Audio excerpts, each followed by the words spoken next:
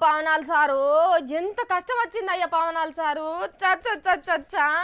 లోకమంతా తెలిసిన పెద్ద మనిషివి నిన్ను గింత చీప్గా తీసేస్తుంటే ఏమనిపిస్తలేదా సారు మీకేమనిపిస్తలేదో ఏమో మీ అభిమానులమైన మాకు మాత్రం మస్తు ఘోరం అనిపిస్తున్నది ఇజ్జత్ అనిపిస్తున్నది sir cinema hero leader Balayya సార్కు మనం తెలియదు కావచ్చు కానీ పవనాల్ సార్ కూడా తెలియదట స్వయంగా సారే చెప్తున్నాడు ఈనుండ్రి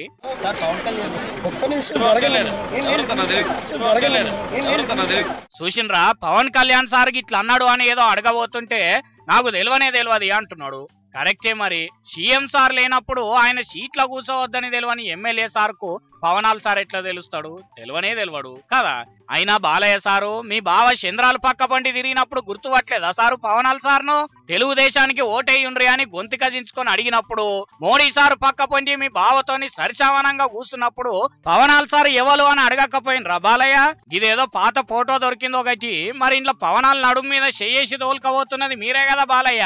ఆయనతో విగ్గులేదు కాబట్టి నేను కాదంటారా ఏంది అయినా ఇప్పటికైనా ఏం కాదు అందరికి అన్ని తెలవాలని ఏం ఉండదు మీకు పవనాల్ సార్ తెలియకపోవచ్చు మీకు ఓట్లేసిన పబ్లిక్ కూడా తెలియకపోవచ్చు దానికి ఏం బాధ లేదు గాని మీ బావను పోయి అడుగుండ్రి సారు పవనాల్ సార్ ఎవరంటే చెప్తారు కానీ పవన్ కళ్యాణ్ సారు మీరు కూడా జర్రంతా ఇప్పటికైనా మారాలే ఎంతమంది తెలియదు అంటున్నా చంద్రాల్ సార్ తో పోయి కలిసినప్పుడు వాళ్ళని తిట్టకుంటుంటే మీకే సిగ్గులేదనుకుంటారు సార్ పబ్లిక్ గా కత్తి మహేష్ సార్ అసొంటైన ఏదో అన్నాడనే గంత లొల్లి చేసిండ్రు మీ ఫ్యాన్స్ ఇంత పరువు తీసినట్టు మాట్లాడిన బాలయ్య సార్ మాటలిని ఇంకెంత బాధపడతారు గుండెలు వలగొట్టుకుంటారు సారు నోరు తెరువుండ్రి జర జనసేనకు పవన్ కళ్యాణ్ కూడా సిగ్గు శరం రోషం పౌరుషం ఉంటాయని నిరూపణ చేయాల్సిన టైం వచ్చింది సారు లేకుంటే మీరే మా అభిమాన మనిషి అని చెప్పుకునేటోళ్లకు తలకాయ ఎత్తుకోలేని పరిస్థితి వచ్చింది సింహం జూలు విదిల్చాలి సార్ అర్థం చేసుకోండి పవన్ సారు